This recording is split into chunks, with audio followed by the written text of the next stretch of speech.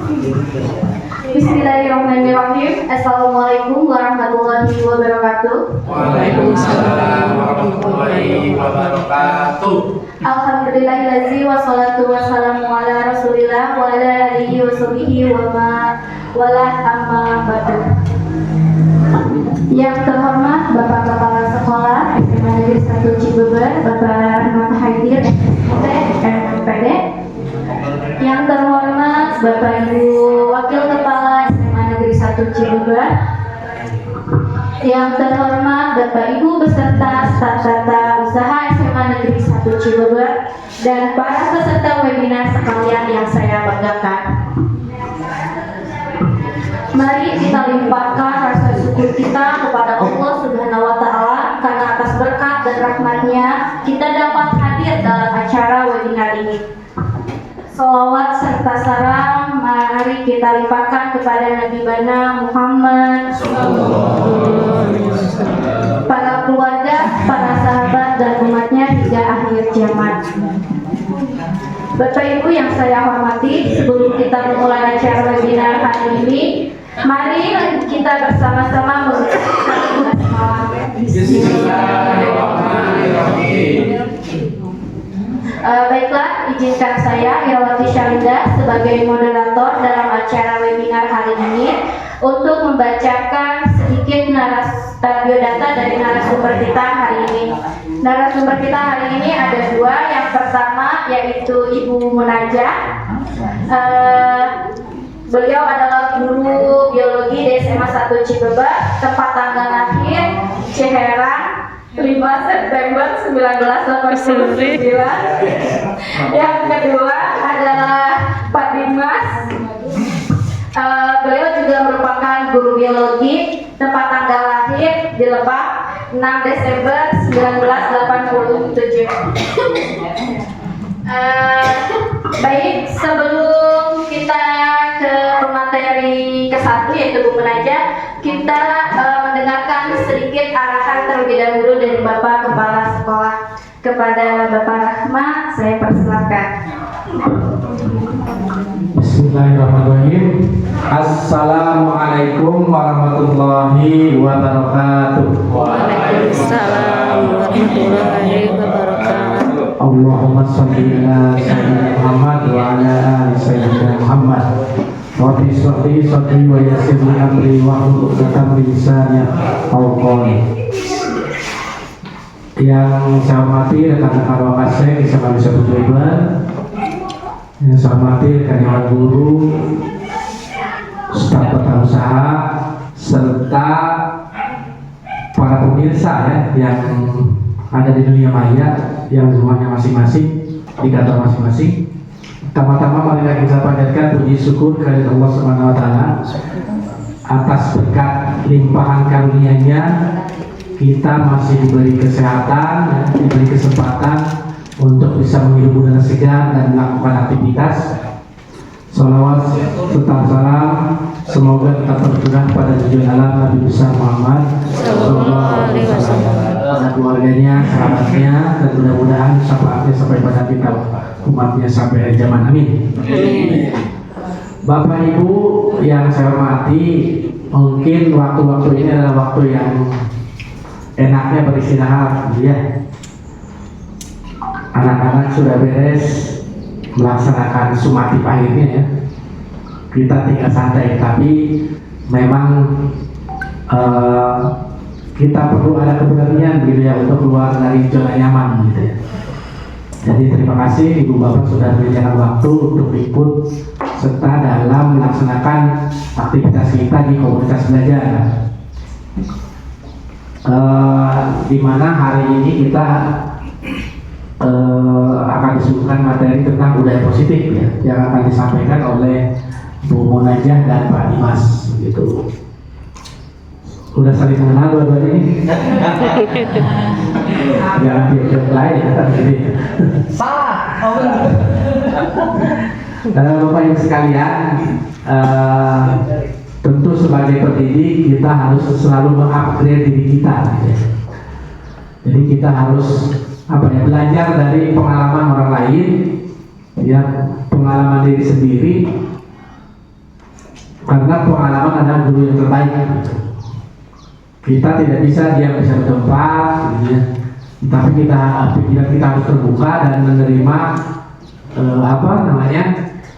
masukan insight dari yang lain untuk untuk perbaikan pembelajaran kita di kelas. Nah, ini mungkin akan disajikan tentang budaya positif. Ya. Jadi berbicara budaya positif tidak jauh-jauh, gitu ya. Budaya salam sapa juga adalah budaya positif ya, yang sudah memang ada gitu ya, yang sudah dilaksanakan gitu. Kemudian komunitas belajar kita ini ke depan mungkin nanti Pak Bambang ya bisa dijelaskan siapa yang akan berbagi praktik lain. Semuanya akan kebagian gitu ya, memberikan sedikit pengalamannya gitu ya. Karena kita tidak tahu, Bapak Ibu pasti punya pengalaman yang unik ketika mengajar di kelas masing-masing gitu ya, dengan berbagai tadi beragam mata pelajaran begitu. Mungkin nanti guru BK punya sisi lain yang bisa kita terapkan di pembelajaran kelas kita. Jadi intinya mari kita bersama-sama ikuti acara ini dengan baik. Silakan diminum. Ya bisa. Yang di rumah silakan ngopi ya. Mudah-mudahan acara kita diberkati ya. Amin. Perlu dibuka nggak ini? Dengan ucapan Bismillahirrahmanirrahim, acara komunitas belajar di SMA Negeri Sumber dengan materi budaya positif secara resmi saya buka. Demikian, mohon maaf atas segala kekurangan. Billahi taufiq wal hidayah. Wassalamualaikum warahmatullahi wabarakatuh.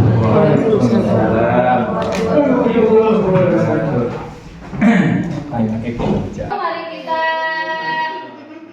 perhatikan materi yang akan disampaikan oleh Bapak Dimas Dwi Kurniawan. Kepada Pak Dimas saya persilahkan.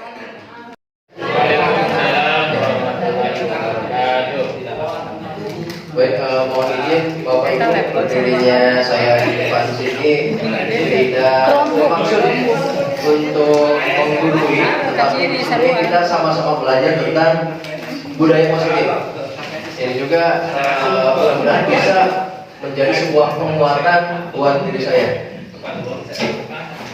Mudah-mudahan materinya tidak bosan ya, budaya positif.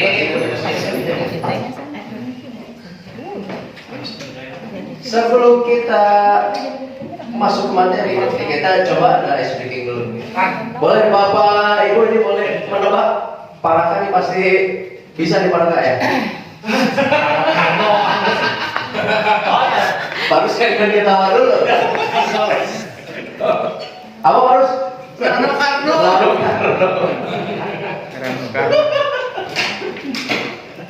Oh, keren juga. Nah, ini salah satu materi yang akan kita pelajari.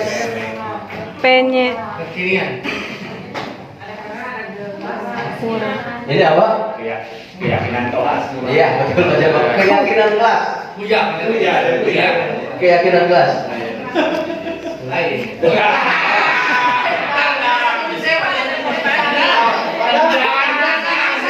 Panda termasuk bully ya.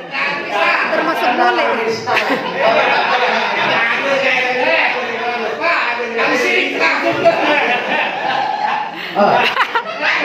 Jarang mandi itu. Oh, si bro jarang mandi ya? Betul.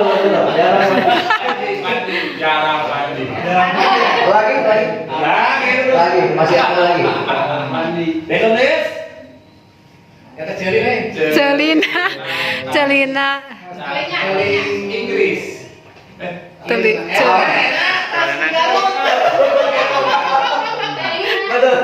Celina tas 3. Nah, ya. Awas. Segel dari segi. Nah, awas. Segitiga restitusi. Iya, segitiga restitusi. Resti, Pak. Resti. IPA 3 ya. Oh, pandai gitu. Saya pandai, berapa tuh saya tahu. Awas. Ini. Ya, bagus ya.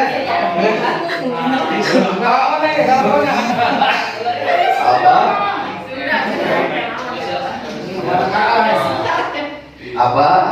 Sutisna Ada jadi yang bisa menebak kira-kira apa? Sutos. Enggak.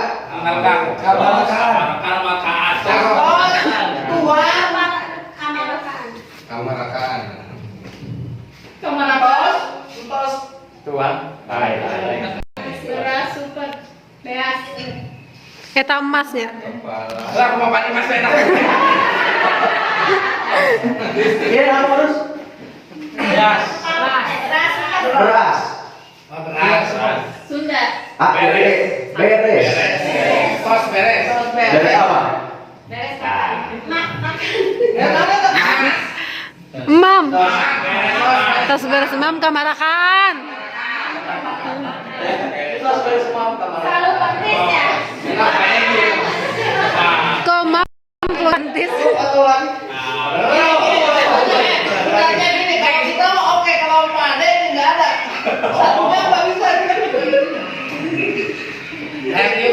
Apa? Bagus untuk mereka. Harus apa harus? Kita cepat. Bagus, lebih cepat, lebih bagus. Lebih cepat, lebih bagus. Ya, bagus ya. Baik, Bapak Ibu. Makasih Pak Ibu ya. Kita langsung ke materinya. Jadi yang pertama itu ada konsep dari Ki Hajar Dewantara, bahwa pendidikan itu bukan hanya sekedar transfer pengetahuan, tetapi juga mencakup pembentukan karakter dan pengembangan potensi setiap murid. Oleh karena itu, menciptakan budaya dan lingkungan yang mendukung, inklusif dan memberdayakan di sekolah Dikirim kena ulah kalewat HP. Kita nanti visi pendidikan yang diinginkan. Nah, ini setuju atau tidak? Bapak Ibu? Jadi yang pertama, hukuman dapat mendisiplinkan anak. Setuju atau tidak? Jadi disiplin itu yang bagus itu berasal dari dalam diri. Jadi ketika kita tidak berdisiplin, maka harus ada faktor eksternal yang mendisiplinkan kita. Betul nggak Bapak Ibu?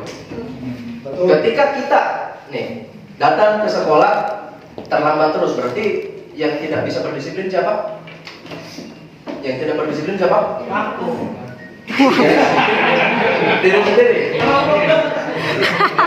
Jadi yang tidak berdisiplin adalah diri sendiri. Gimana supaya kita bisa berdisiplin? Gimana? Maka harus ada faktor eksternal. Maka muncullah yang disebut dengan peraturan, yang itu nanti akan mendisiplinkan kita. Gitu ya. Tapi biasanya kalau dari faktor eksternal itu sifatnya hanya sementara. Nah, jadi kalau tadi kita tidak bisa berdisiplin dari dalam diri, maka faktor eksternal yang harus berperan. Kemudian memberikan hukuman dengan hal positif dapat mendisiplinkan anak. Bisa nggak? Bisa nggak? Bisa atau tidak? Kita pakai kabel baik. Bisa. Tapi sifatnya apa Pak? Sementara, betul. Bisa anak berdisiplin, tapi sifatnya hanya sementara. Kalau yang atas, hukuman dapat mendisiplinkan anak, memang betul. Tapi anak itu nanti kenapa dia berdisiplin? Karena takut. Nah itu. Jadi bukan faktor intrinsik. Ya, terpaksa. Kemudian memberi penghargaan dapat meningkatkan motivasi belajar anak. Setuju atau tidak? Penghargaan dapat meningkatkan motivasi belajar. Setuju atau tidak? Bisa.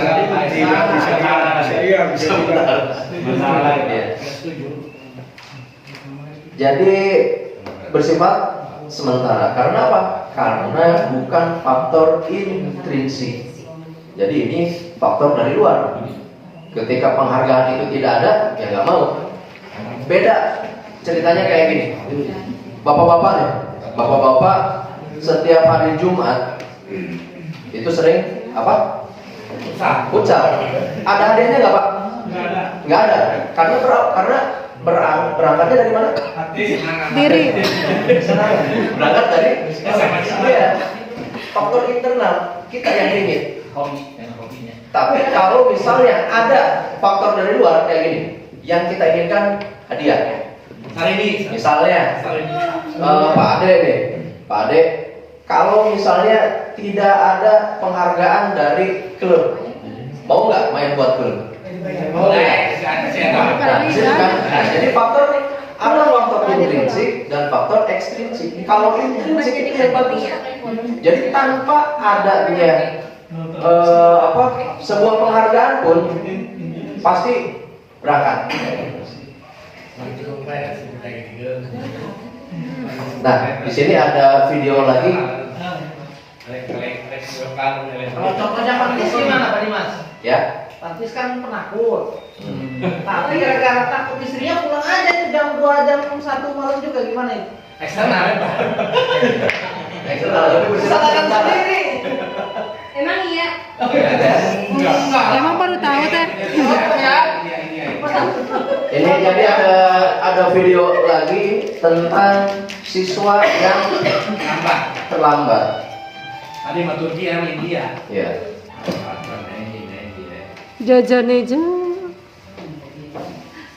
Kali kapan? Lagi banyak.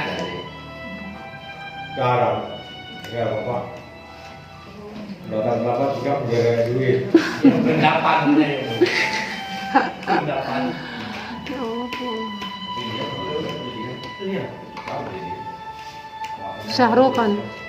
Pernah di bola dia dah. Kampung gini saya bol. Masa terlambat sekolah sore. Kan boleh dengan saja ada bola.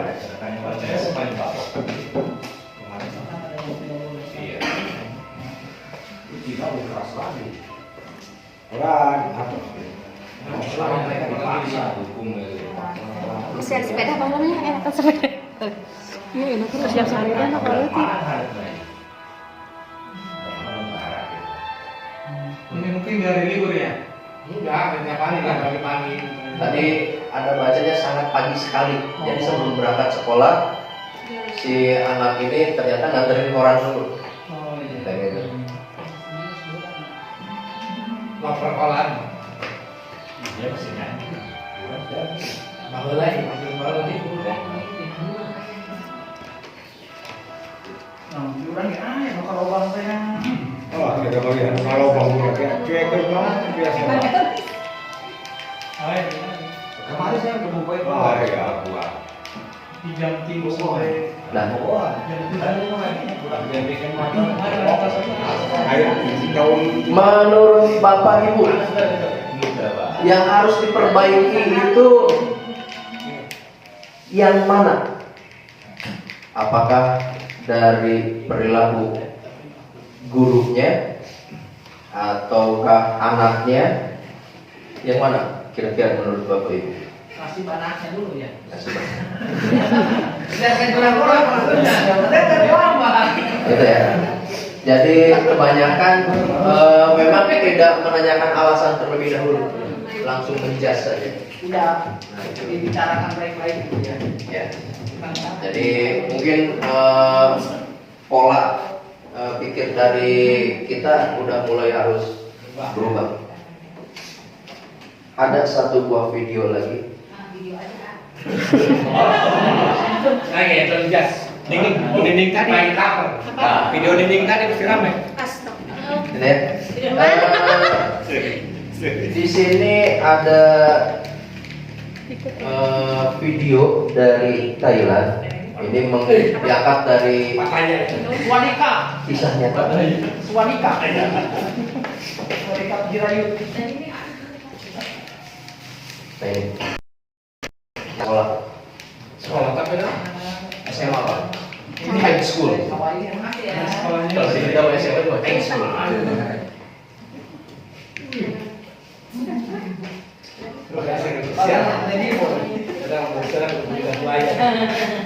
Ini di acara perpisahan. Oh, mengganti posisi.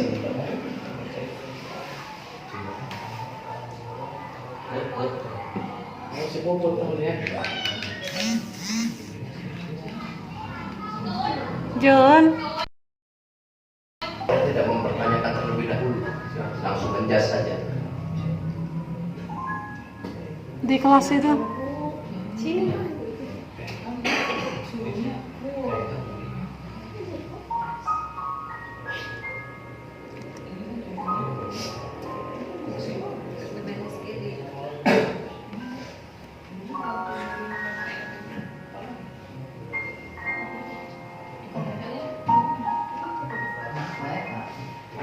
Terus ini mah belum teh happy ending sedih.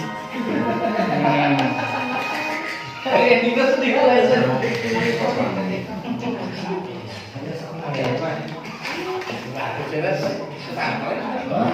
Cuma dia kan berbeda saja ngobrol. Semua hari. Beda.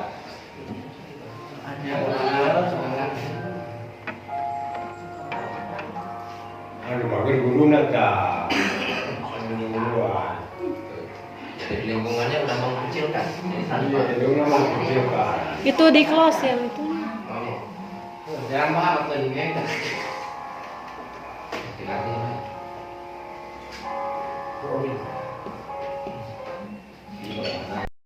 Bagus sih ya, Pak.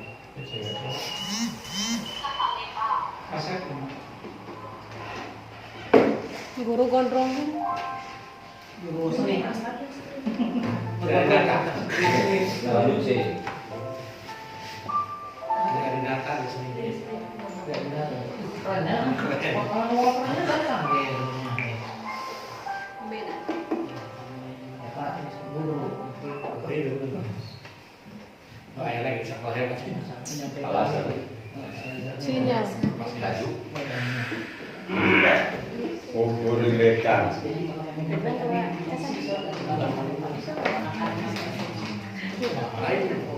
Orang sudah.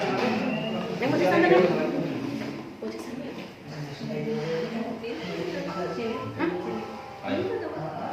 Di sana. Ucas, ucas. Atas leh. Sok salah 30%.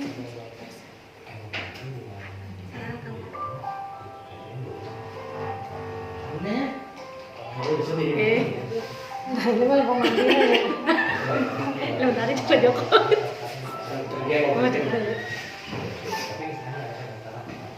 Mana ya tisu? Ada dapat Pak. Dia tuh punya anak. Apa tetehnya sih? Kata anak mata. Alasan paling adiknya. Makanya lihat endingnya Pak. Ya dia sedih. Apa yang dia sedih? Siksa. Lembur betul. Jika chicken cuy Kayak ngomong kayak apa? harus. Butuh. Chicken di hayam. Chicken cuy. Chicken Hayam di chicken.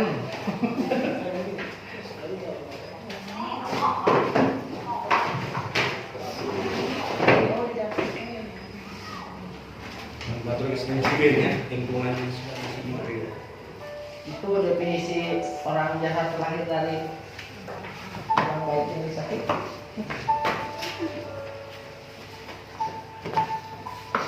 Jadi Nah, berat nah. Bocor bilang. Lucu itu. Di acara liburan kayaknya di Thailand. Landai Republik Konoha. Oh, sudah kenalan. Misalnya kedatang LS yang itu Ayah lain nggak saya. Karunya sedih.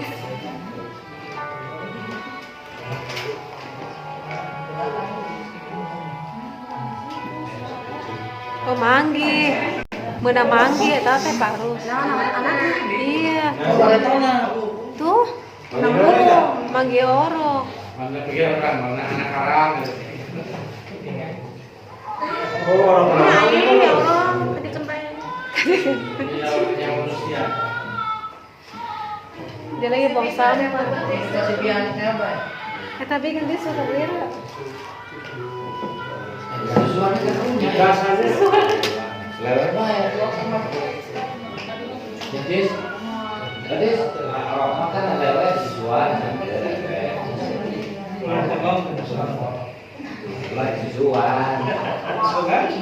itu nyawa deh kita hadap. Udah kita mau kenal penting.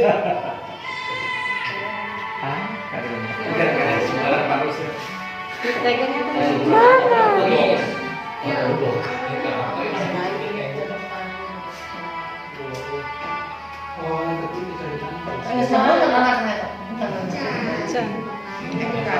si Jun, pagi na pulang Jun ya mana?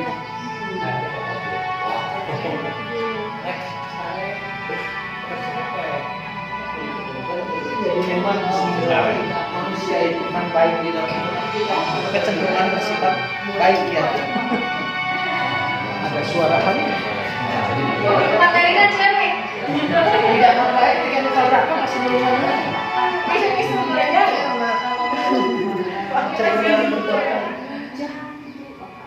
Masih cari. Ya ada Facebook Pak. Kekejangan dengan penting. Cina curi putih. Oke, baik pemirsa. Nah, itulah salah satu dampak ketika kita tidak cari kebenarannya kayak gitu. Jadi langsung menjudge saja. Langsung menghakimi. Iya, langsung menghakimi. Kayak gitu. Ya. Oh, gede.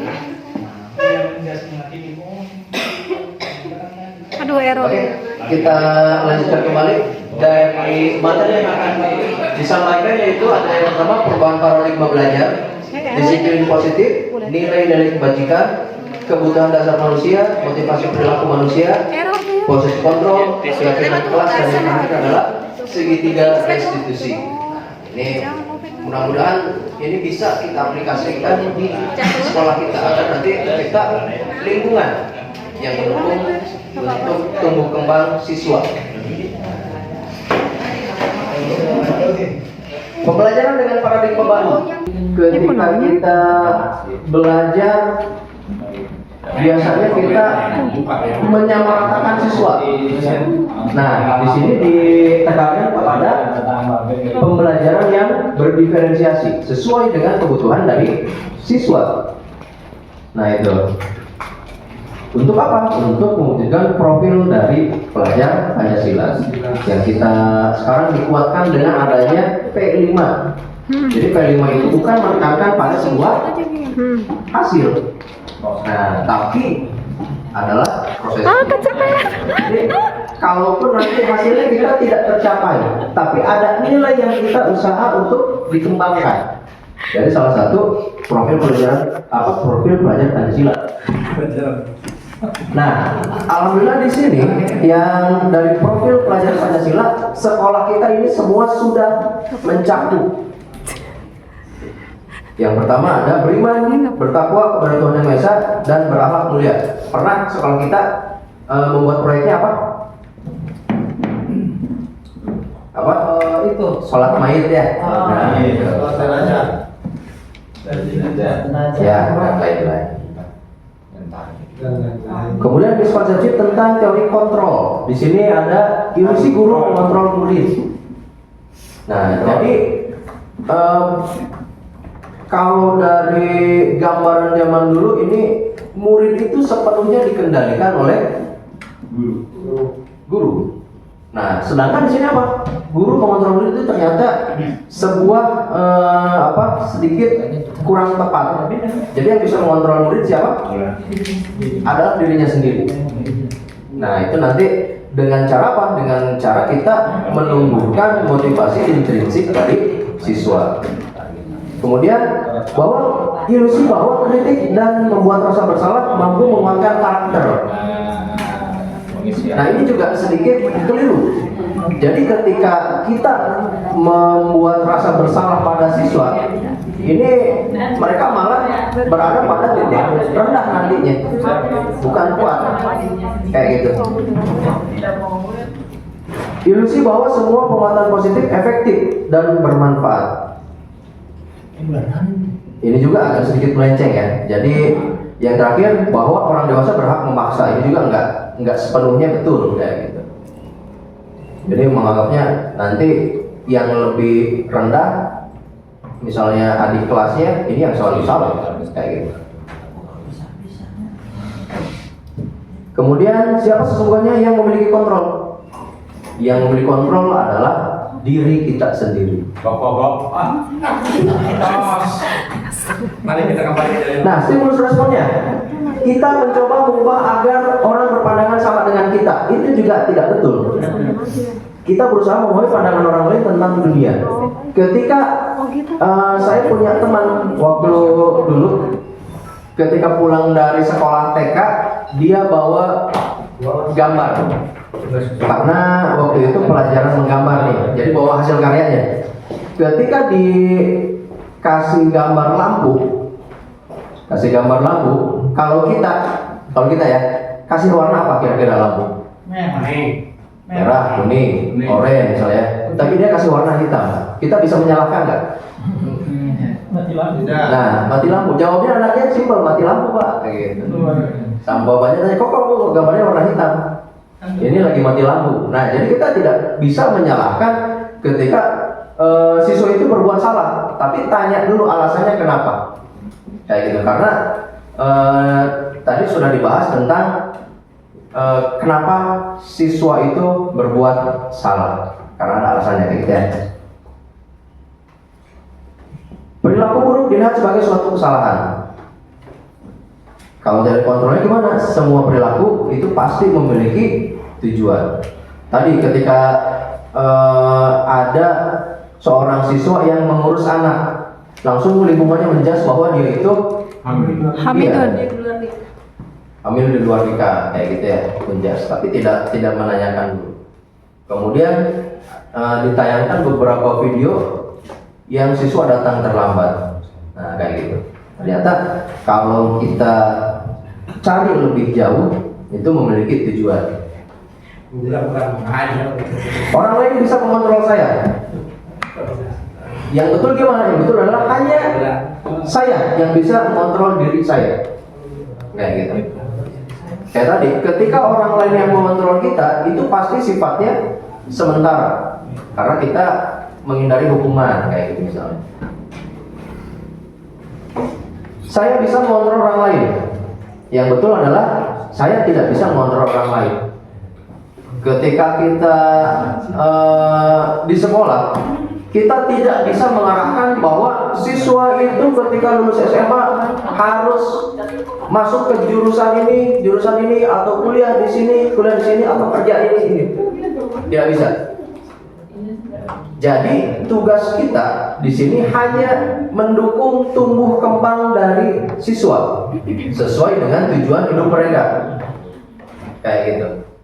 Kalau tadi disebutkan bahwa ya kita sebagai petani, supaya nanti bibitnya itu tumbuh bagus kayak gimana? Kita lingkungannya yang dikendalikan, tapi bukan bibitnya, tapi lingkungannya yang kita kendalikan. Kayak gitu, baik ya. Nih, kalau masalah perbibitan Pak Ibi. Kemudian ada model berpikir win-loss. Yang betul adalah win-win. Jadi win-win. Jadi tidak menang kalah, tapi menang-menang. Ya, manusia win-win. Kesini baru sandi ya. Win. Iya. Harus Kemudian ada disiplin positif. sayang. Disiplin positif ini berasal dari kata disiplina yang artinya belajar. Disiplin positif merupakan salah satu cara penerapan disiplin yang bertujuan untuk menumbuhkan kesadaran serta memberdayakan peserta didik tanpa imbalan, penghargaan atau reward, ancaman atau hukuman. Jadi yang bagus itu ketika disiplin itu kita tidak menakut-nakuti siswa dengan sebuah ancaman dan tidak mendorong siswa dengan sebuah penghargaan. Nah, kayak gitu. Jadi supaya muncul dari intrinsik dari siswa itu. Jadi ketika siswa udah mulai berdisiplin yang berasal dari dalam dirinya, motivasi intrinsiknya, ini insya Allah akan berdampak panjang. Kalau misalnya kita iming-iming dengan penghargaan, ketika penghargaannya kita udah tidak ada, maka siswa nggak mau. Iya, kayak tadi ketika bapak-bapak senang futsal hari Jumat tanpa disuruh berangkat, karena yang dikejar bukan reward. Tapi kalau misalnya ribut pasti nanya lah, hadiahnya mau nggak? Kayak gitu. Gue tanya, cari nih, Paramat aja, ayah saya beli, pasti sekali baik dengan Paramat lah. Nah, kayak gitu kan. Jadi ada intrinsik dan ekstrinsik, gitu ya. Dari pulsa aja itu kan. Kemudian nilai-nilai kebajikan universal. Nilai kebajikan universal itu sifat positif manusia yang merupakan tujuan mulia yang ingin dicapai dari setiap individu. Nilai tersebut bersifat universal dan lintas bahasa, suku, bangsa, agama maupun latar belakang.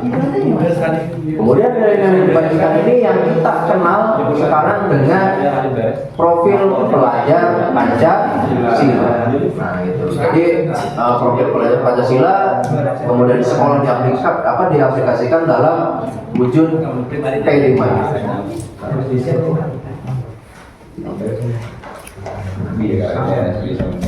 Kemudian teori motivasi perilaku manusia.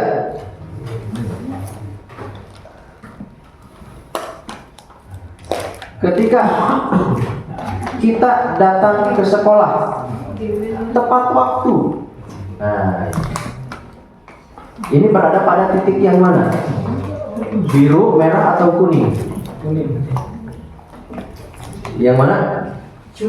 Yang kuning. Ya, berarti kalau yang kuning motivasi internal. Tadi yang internal itu akan ada banyak pertimbangan. Kalau saya datang terlambat nanti anak murid saya gimana? Tadi yang kata memang mereka menunggu di kelas Pak ya. Nah itu jadi termasuk dalam menghargai diri itu Pak. Jadi motivasi internal kayak gitu. Untuk mendapatkan imbalan dan ada juga yang untuk menghindari hukuman. Ini biasanya sifatnya sementara. Kalau eksternal itu sementara. Hukuman, konsekuensi dan restitusi. Bedanya kalau hukuman itu bentuk sanksi yang diberikan sebagai akibat langsung dari tindakan melanggar hukum atau aturan. Ini biasanya sifatnya negatif. Kalau konsekuensi akibat dari tindakan yang dilakukan dalam pendekatan disiplin positif, konsekuensi berfokus pada bentuk pembelajaran. Kayak misalnya kita bikin baju teman kita sobek. Nah, berarti ada konsekuensi. Berarti harus gimana? Di sini kan ada bentuk pembelajaran. Berarti kita harus memperbaiki baju teman kita yang sobek. Ketika kita menumpahkan air di meja teman kita, berarti kita harus membersihkannya ya. Jadi kayak gitu. Di meja kulai. Kemudian kalau restitusi itu menciptakan kondisi bagi murid untuk memperbaiki kesalahan mereka, sehingga mereka bisa kembali kepada kelompok mereka dengan karakter yang lebih kuat. Nah, jadi yang mana yang akan kita pilih? Yang kuning, merah atau biru? Restitusi yang biru ya. Ini termasuk yang mana? Hukuman atau konsekuensi? Yang pertama, membersihkan coretan yang dibuat di meja tulis.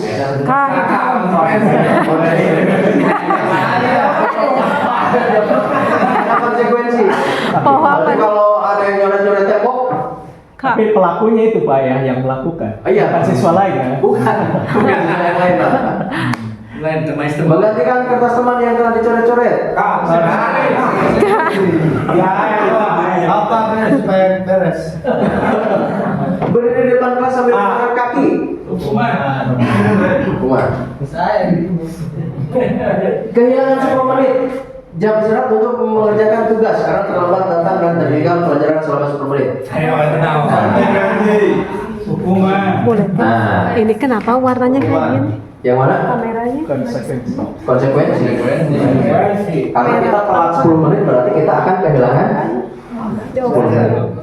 Nah, itu ya. Jika ada konten dulu ya pengaturan. Perbedaan hukuman, konsekuensi, dan restitusi. Kalau hukuman nanti akan menciptakan identitas yang gagal, sedangkan konsekuensi dan restitusi di sini akan Jadi menyebabkan identitas yang sukses. Nah itu. Kalau hukuman itu sesuatu yang menyakitkan harus terjadi. Kalau konsekuensi sesuatu harus terjadi. Tuhan. Nah, akibat apa? Kita membersihkan tadi, misalnya tumpahan minuman di meja teman kita. Gara-gara apa? Kenapa bisa terjadi kayak gitu? Karena tadi kita telah menumpahkan.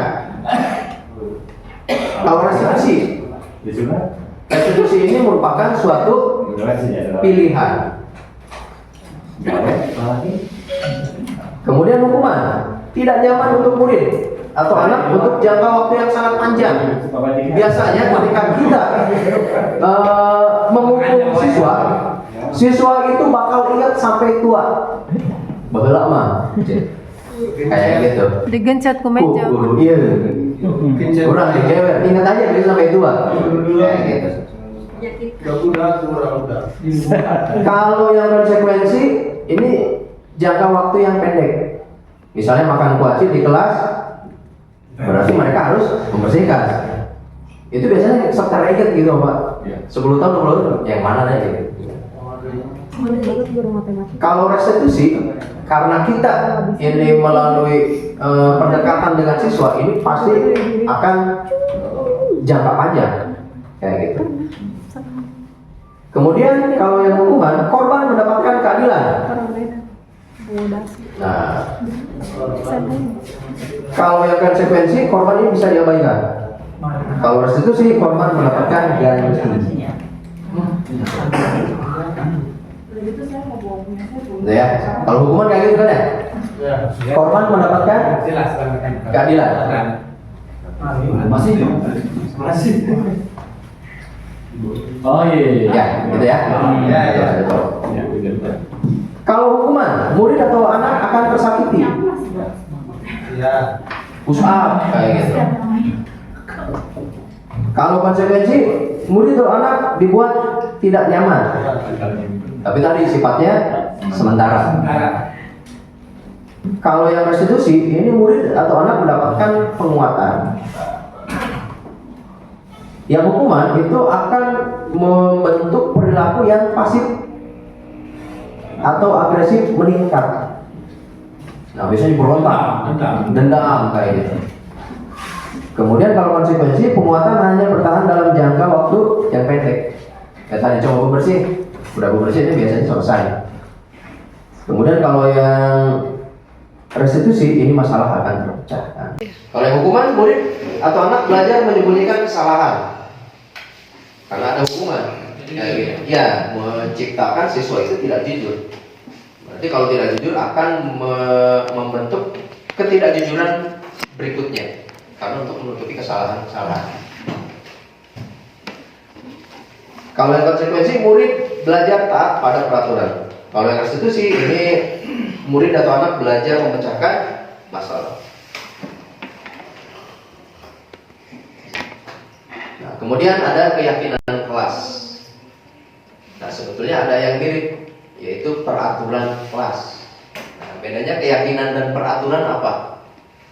Yang lebih mengena itu keyakinan atau peraturan? Keyakinan. Kalau peraturan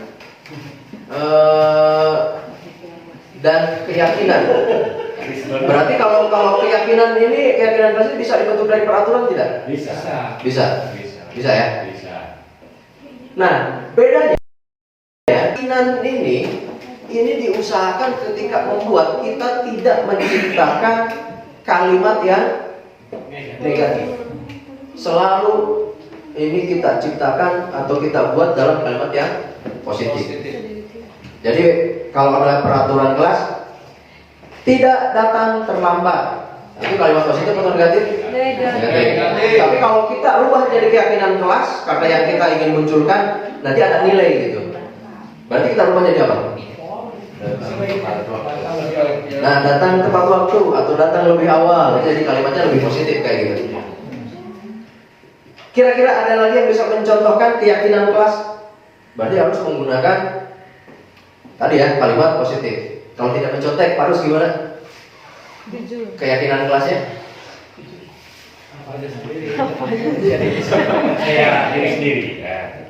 Bagi orang yang percaya, Karena keyakinan. Yakin Tapi di kelas biasanya 100% emang Islam keyakinannya. Kacau. gitu ya. Jujur lah. Jujur ya. Jujur ya. Kalau misalnya kan di kita ini biasanya anak-anak masih ada yang menyebut nama temannya dengan nama orang tua. Nah, kalau kita buat peraturan kelas, misalnya tidak menyebut nama teman dengan nama orang tuanya, gitu, menggunakan nama orang tuanya. Berarti kalau kita buat keyakinannya kayak gimana? Sebaiknya memanggil teman dengan namanya sendiri. Saling menghargai. Sebenarnya Ya. boleh Boleh. manggil nama orang tua, tapi harus ada awalnya. Misalkan kalau nggak anaknya gitu kan, anaknya Muhammad gitu ya. Misalkan si Esen, anaknya Malaka gitu. Boleh. Bisa. Joni, Harusnya Pak Joni. Nah, itu Nah, kayak gitu ya. Dan ini masih bisa ditemukan ini di lingkungan sekolah gitu. Iya, karena kalau Ya. kalau di budaya Arab itu sebenarnya tidak menyebut nama justru ya. Mereka itu menyebutnya nama bapaknya sebagai penghormatan. Iya. Tapi ada depannya itu kan anaknya siapa Iya, gitu gitu. ya. Julukannya biasanya gitu. ya anaknya Sandi gitu. Ibnu. Keyakinan kelas. Nah, jadi saya mencoba untuk membuat keyakinan kelas di kelas 10-5. Jadi anak-anak setiap orang pengen kayak gimana sekolah kita atau kelasnya dulu gitu. Ingin. Nah, gitu ya. Jadi anak-anak menempelkan sebuah kalimat yang ingin diterapkan di kelasnya supaya kelasnya ini tercipta lingkungan yang nyaman untuk belajar kayak gitu. Kayak tadi menyebut nama orang tua, ternyata ada aja siswa yang tidak suka kayak gitu. Berarti kan itu harus kita angkat menjadi keyakinan kelas. Ya. Kemudian juga ada juga siswa yang masih suka nyimpen sampah di kolong meja. Mangkok di kolong meja ya. Oh, masih ada mangkok. Dan karena siswa itu mungkin udah menganggap bahwa kelas itu adalah rumah mereka, itu buku juga ditaruhnya di kolong meja gitu. Ada baju di piring. Olahraga di kolong meja. Nah, jadi kenapa tidak peraturan kelas saja? Dan kenapa harus keyakinan kelas? Karena untuk mendukung motivasi intrinsik. Karena dari kata peraturan, kalau peraturan kan biasanya kita kayak terpaksa kayak gitu karena ada aturan. Tapi kalau udah keyakinan, berarti ini kita berusaha untuk mengangkat intrinsik dari kesadaran siswa itu kayak gitu.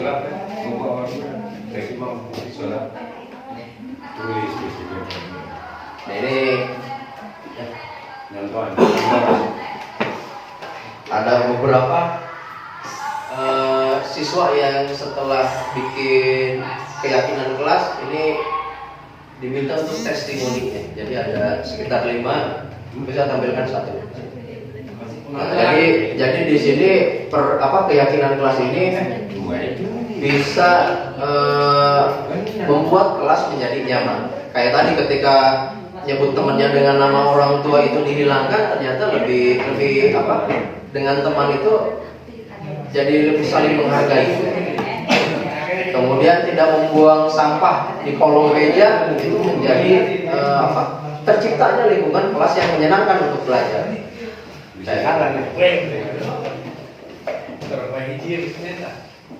Nah, di sini. Jadi awalnya dari peraturan kelas yang skopnya lebih kecil. Nah, ini nanti diharapkan bisa membentuk keyakinan kelas.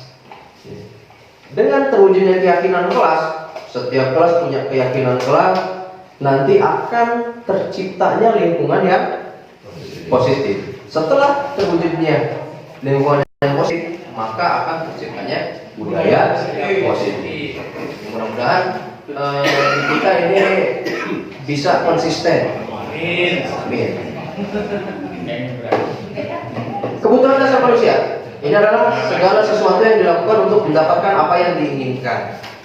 Nah, tadi salah satunya dari video itu, kenapa siswa itu membuat kesalahan-kesalahan. Ini yang harus kita lakukan adalah pendekatan dengan siswa. Nah, kayak gitu. Jadi tidak langsung menjudge bahwa kamu itu salah. Nah, kayak gitu. Tapi harus diajak ngobrol dulu. 5 kebutuhan dasar manusia. Yang pertama, kebutuhan untuk bertahan hidup, survival. Cinta dan kasih sayang, kebebasan, kesenangan, kekuasaan. Dan biasanya kalau ada kebutuhan dasar dari siswa yang tidak terpenuhi, nah ini mereka akan kumaha supaya mereka itu mendapatkan. Nah, jadi ada beberapa siswa yang sukanya dia itu keluar kelas, gitu, belajar juga tidak semangat. Tapi ketika dikasih atau diberikan misalnya tanggung jawab, kamu jadi anggota GDS, ya, kayak gitu. Jadi siswa itu mulai, oh iya saya ternyata diperhatikan juga oleh guru. Nah, kayak gitu.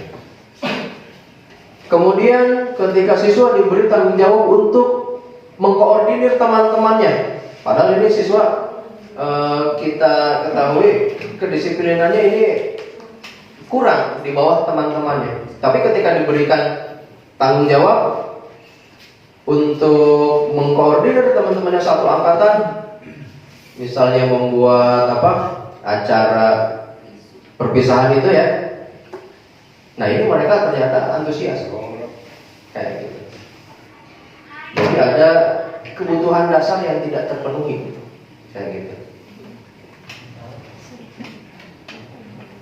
5 posisi kontrol. Nah, tadi ada disebutkan ada di mana itu posisinya penghukum, pembuat rasa bersalah, ada teman, pemantau, dan manajer. Di sini yang diharapkan posisi kontrol itu kita sebagai guru ada di manajer atau minimalnya di pemantau.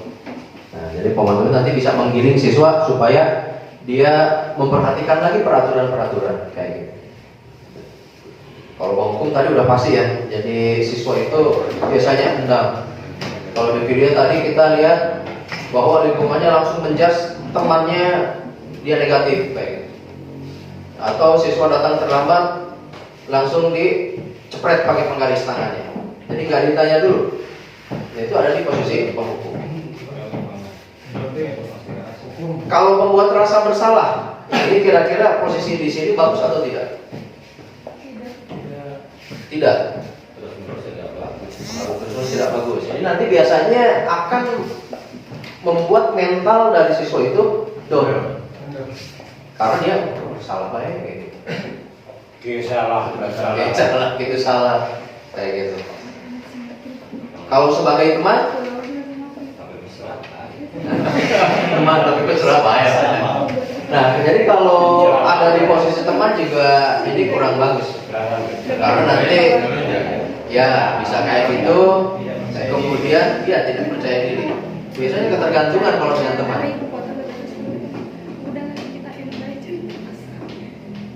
Nah, ini ada identitas gagal itu ketika di penghukum dan membuat rasa bersalah.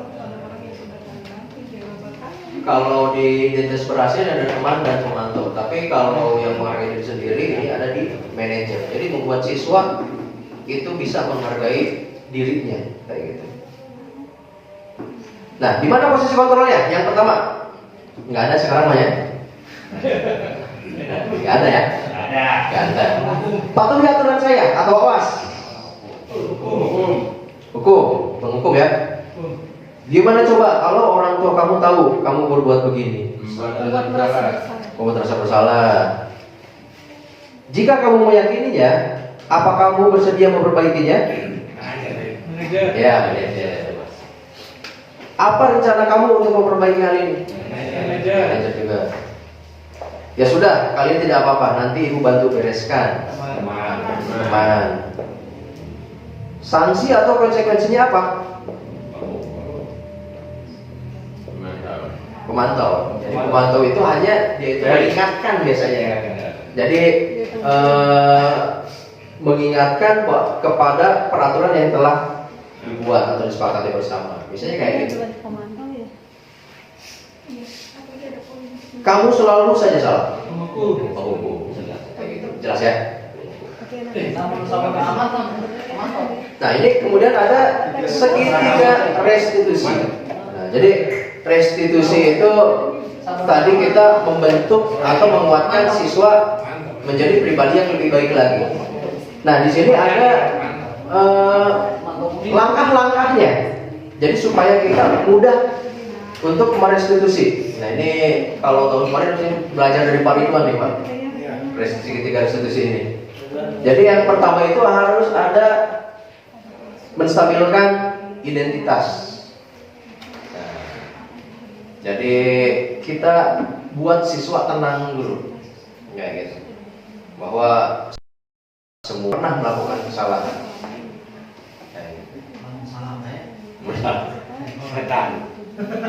Kemudian ada validasi tindakan yang salah kan ke siswa. Misalnya bolos itu bagus nggak nak? Nah, nanti siswa akan dia memvalidasi sendiri bahwa tindakan yang dia lakukan benar atau salah.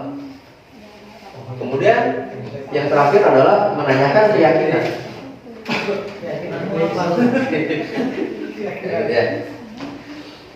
Nah, menstabilkan identitas. Ini salah satu contohnya. Contoh-contohnya ini kata-katanya berbuat salah itu hal yang manusiawi. Tidak ada manusia yang sempurna. Bapak Ibu juga pernah salah. Kemudian pasti bisa menyelesaikan permasalahan ini. Bapak Ibu tidak tahu siapa yang salah, tapi lebih tertarik untuk menyelesaikan masalah itu. Jadi siswa itu tidak difokuskan pada kesalahannya, tapi difokuskan kepada merekonstruksi. Nah, jadi memperbaikinya kayak gimana? Jadi fokusnya ke sana. Kalau kamu menyalahkan dirimu sendiri terus-menerus, apa kamu bersikap baik pada dirimu sendiri? Nah, ini salah satu atau beberapa contoh langkah dari menstabilkan identitas. Kemudian berikutnya ada validasi kebutuhan. Guru berkata, nah ini contohnya, kamu bisa saja kan melakukan hal yang lebih buruk, tapi kamu tidak melakukannya kan? Nah, kayak gitu. Kamu pasti punya alasan mengapa melakukannya. Apa yang penting bagi kamu? Kemudian kamu boleh tetap berusaha menjaga sikap itu, tapi tambahkan sikap yang lain, yang baru. Misalnya siswa disebut nama orang tuanya, kemudian siswa marah-marah. Nah, itu kita di validasi kebutuhannya kita bisa terapkan. Kamu bisa saja melakukan hal yang buruk, misalnya membalas menyebut nama orang tuanya atau bahkan berkelahi. Nah, tapi kamu tidak melakukannya kan? Nah, jadi siswa itu bisa memvalidasi kebutuhannya, kayak gitu. Itu kan. Misalnya, kamu boleh, guru itu katanya, kamu boleh menjaga sikap itu, tapi tambahkan juga sikap yang lain. Nah, misalnya menghargai teman, kayak gitu ya. Jadi membalas keburukan dengan keburukan, bagus atau tidak, kayak gitu. Jadi kita selalu sempil-sempilkan kayak gitu. Kemudian ada menanyakan keyakinan. Guru berkata, apa nilai yang kita percaya di kelas atau sekolah kita? Nah, jadi ini ketika kita buat keyakinan kelas atau kita buat kesepakatan di awal, ada yang di sekolah kita kan ada yang poinnya. Nah itu, jadi kita bisa lagi diarahkan ke sana. Nah, kalau menurut Bapak Ibu sistem poin ini efektif atau tidak? Efektif ya. Berarti itu bisa menjadi sebuah keyakinan sekolah. Jadi udah bukan keyakinan kelas lagi. Nah, karena yang nanti warga sekolah ya. Nah, ciri dari restitusi. Yang pertama, bukan untuk menebus kesalahan, namun untuk belajar dari kesalahan tadi. Jadi ketika kita melakukan restitusi, langkah-langkahnya tadi ada segitiga restitusi, ini kita tidak berfokus pada kesalahan dari siswa, tapi kita fokusnya kemana? Ke arah rekonstruksi, ke arah mencari solusi. Nah, sehingga terwujudlah pribadi dari siswa yang lebih baik. Kemudian ciri restitusi berikutnya ini bisa memperbaiki hubungan. Nah, kalau hukum kan pasti ketika kita memberikan hukuman udah pasti hubungan kita walaupun itu ya dengan siswa, biasanya siswa jadi dendam. Kalau dengan cara restitusi ini enggak, insya Allah enggak. Restitusi ini merupakan tawaran bukan paksaan. Nah, jadi ketika langkah-langkahnya kamu bisa kan membuat hal yang lebih baik, nah kayak gitu. Jadi tawaran kepada siswa. Jadi enggak, kamu besok harus kayak gini. Nah, jadi kita kasih tawaran dulu. Tujuannya apa? Supaya muncul motivasi intrinsik dari siswa. Karena tadi yang seperti disebutkan bahwa motivasi intrinsik ini dampaknya akan panjang dalam waktu jangka panjang, nggak singkat. Kemudian restitusi menuntut untuk melihat ke dalam diri. Nah, jadi saya harus kayak gimana? Restitusi mencari kebutuhan dasar yang mendasari tindakan. Kemudian restitusi sendiri adalah cara yang paling baik, berfokus pada karakter yang bukan tindakan. Kemudian fokusnya pada solusi dan mengembalikan murid yang berbuat salah pada kelompoknya dengan pribadi yang lebih kuat. Nah, kayak gitu. Nah, ini saya ada video pelajaran olahraga.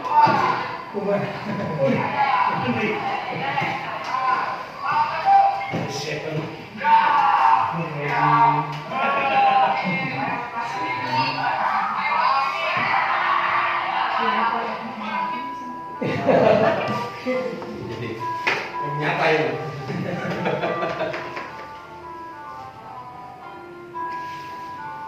Bisa antar deh, tidak ikut olahraga ya.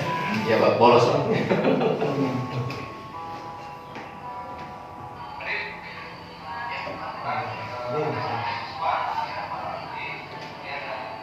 Di balatak. Ruang guru kan? Gudang. Kita di gudang tuh.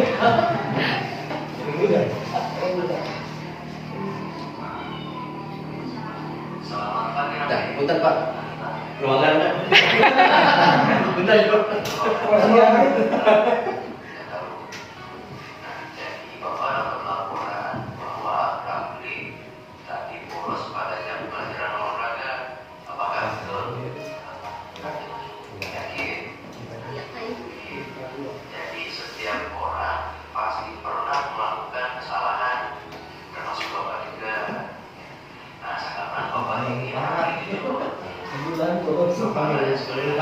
Agar banyak Terpercaya ya.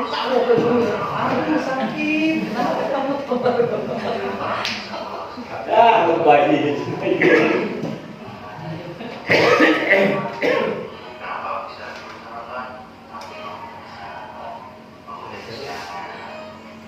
Bisa dia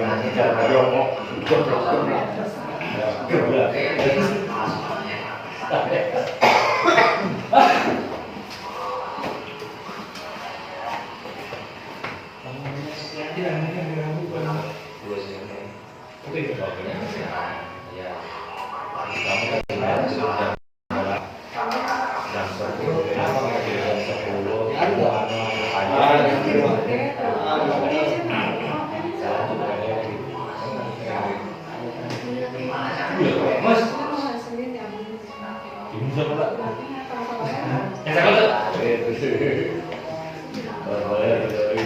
Dia pulang Gara-gara dipikir ya, jadi anaknya. Jadi arwah ya udah gitu. Bukan dipanggil. Harus jalan gitu kan jalan gitu. Bro, kamu gitu ya. Mas kesini poe, poe kita dulu ya. Aduh.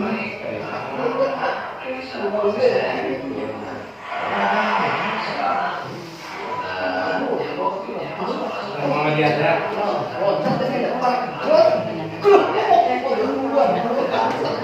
Kalau kamu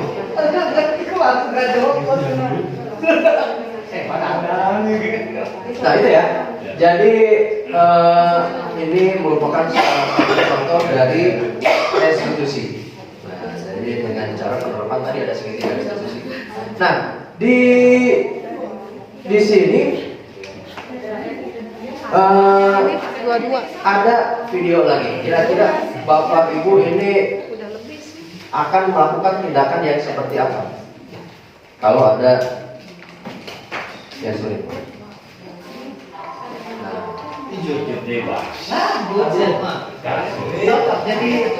Nah, kira-kira nanti mulai Bapak Ibu Antagonis dua kali. Oh, kebukan nih yang paling. Jaya.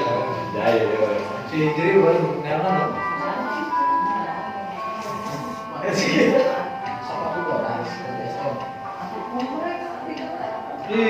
saya mas. Mas, main lah. Ngapok saya. Sepatunya Ini masalah. Mas, iya, siapa tahu. Naik. Ya kalau sini Kita kegit. Awas kamera.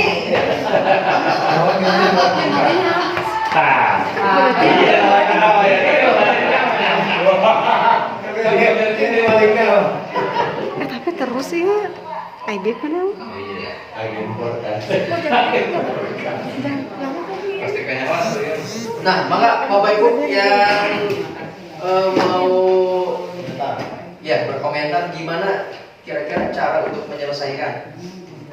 Pak Ridwan. Panggil. Ya. Tadi istilahnya itu validasi. Iya. Identitas. Stabilkan identitas. Kira-kira untuk menstabilkan identitas itu kalimat apa, Pak? Yang akan dilontarkan ke anak? Dari teman-temanmu katanya kamu Punten. ini apakah benar kamu Langsung ditanya lah. Apa kabar ya? Kamu mencuri ya? Setelah Bapak lihat Nah, video ini gitu. menanyakan kabar dulu kamu menanyakan alasannya kenapa Anda dipanggil udah gitu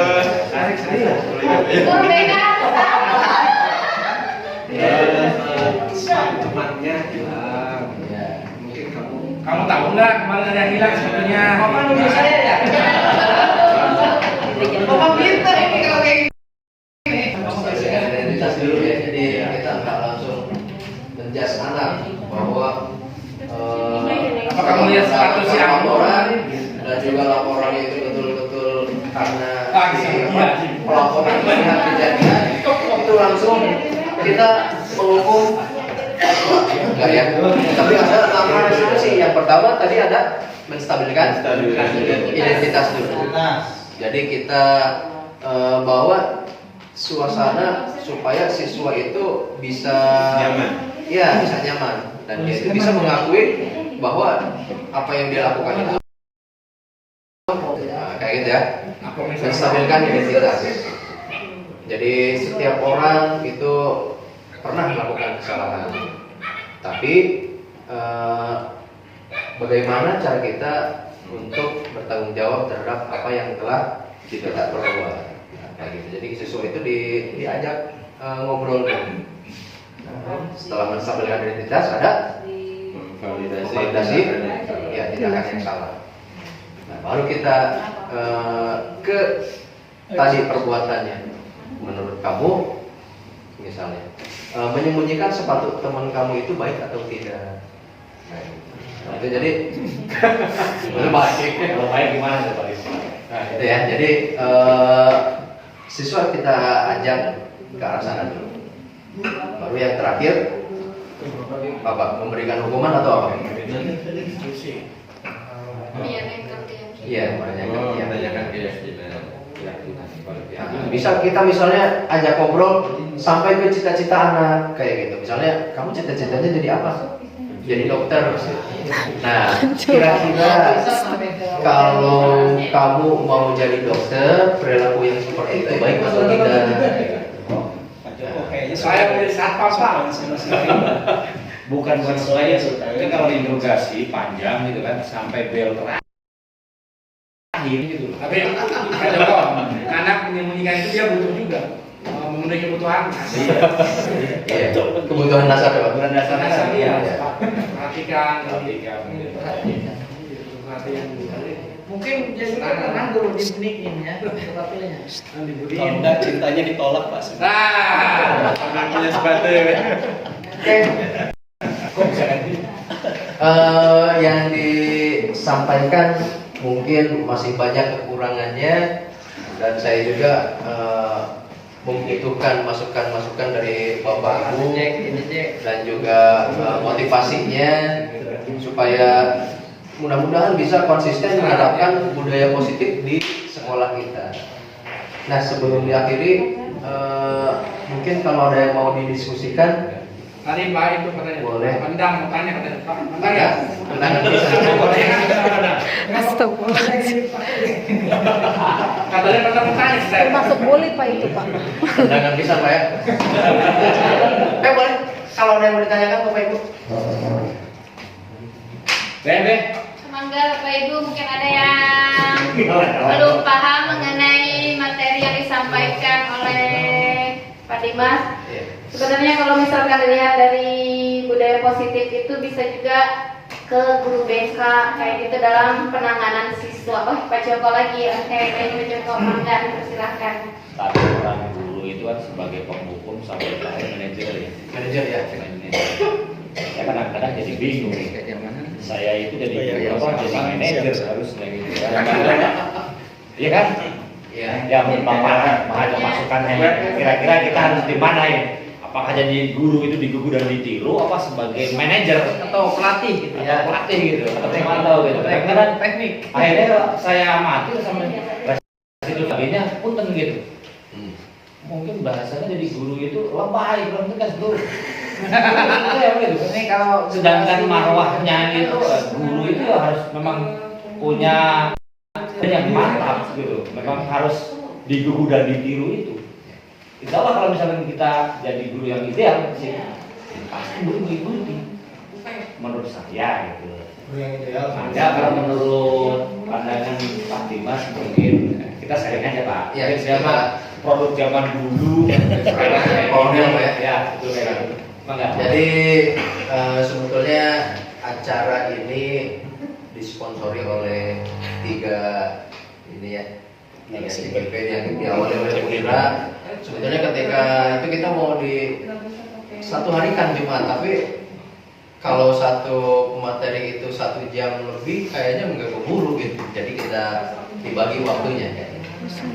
Nah, tadi sebetulnya kan perubahan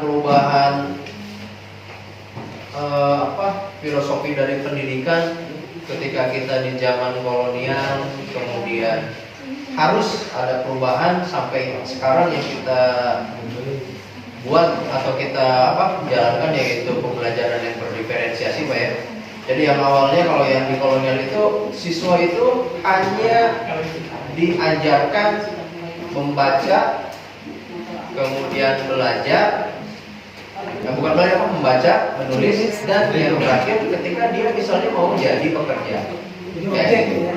Ya, dan tidak bisa semua rakyat Indonesia itu bisa merasakan pendidikan. Maka muncullah Ki Hajar Dewantara. Ya, jadi Ki Hajar Dewantara itu yang nantinya menciptakan atau membuat Tamsis yang bisa seluruh rakyat Indonesia itu merasakan pendidikan. Kalau dulu kan hanya kaum tertentu aja yang bisa ya, ketika zaman kolonial.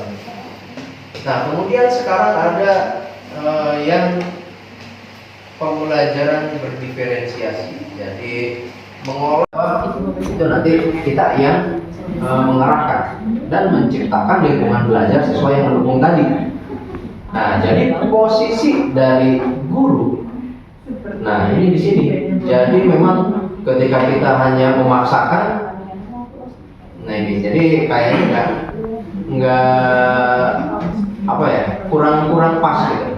Misalnya ketika siswa kita merangkum dari segala kebutuhan siswa, misalnya siswa yang ini tipe belajarnya auditori, kemudian yang ini beda lagi. Ketika kita mau menghimpun itu semua, berarti tugas dari kita bakal bertambah gitu. Yang tadi kita nggak bisa keras kepada siswa gitu, jadi agak sedikit kayak gitu. Jadi kita nanti yang jadi repot betul memang. Ketika kita mau mengikuti semua, berarti kita harus siap. Ketika siswa mengumpulkan misalnya tugas dalam bentuk video, ada lagi siswa yang mengumpulkan dalam bentuk poster, ada lagi yang dalam bentuk lagu. Kita yang repot sebetulnya. Tapi ketika kita memfasilitasi siswa, itu siswa itu akan menemukan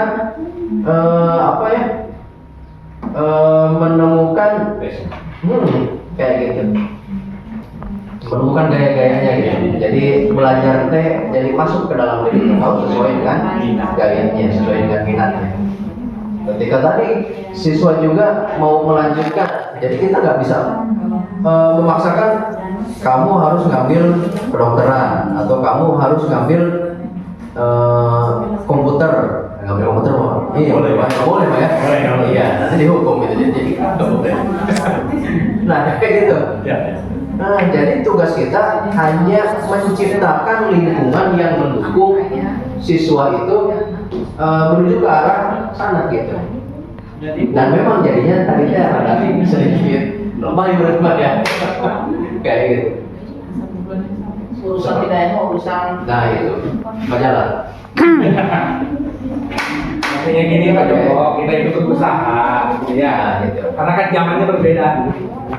Walaupun sebenarnya yang namanya Ki Hajar Dewantara sudah mulai dari dulu ya. Iya Pak. Cuman dalam pelaksanaannya ternyata mengalami gradasi. Iya, pengikisan. Kita berusaha mencoba untuk mengembalikan itu gitu ya, nilai-nilai yang telah diperkasakan oleh Ki Hajar.